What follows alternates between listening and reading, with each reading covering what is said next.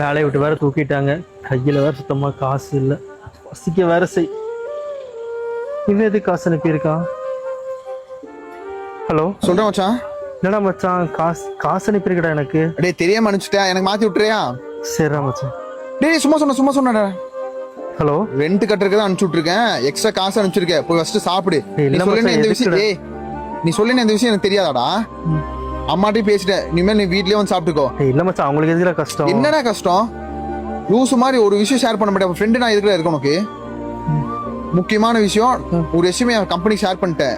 நாளைக்கு வந்து அட்டெண்ட் பண்ணி எப்படியாச்சும் செலக்ட் ஆயிடுறா. ஓகே மச்சான். மச்சான் தேங்க்ஸ்டா. ஐயோ தேங்க்ஸ்ல ஒண்ணும் வேண்டாம். நீ இந்த கம்பெனில செலக்ட் ஆகி அதுல வர சேலரியே ஒரு ட்ரீட் வை, அது போதும். கண்டிப்பாடா. எப்பயா? கண்டிப்பா மச்சான். ப்ராமிஸா? ப்ராமிஸா வைக்கிறேன்டா. பார்க்கலாம். சரிடா மச்சான். சரி.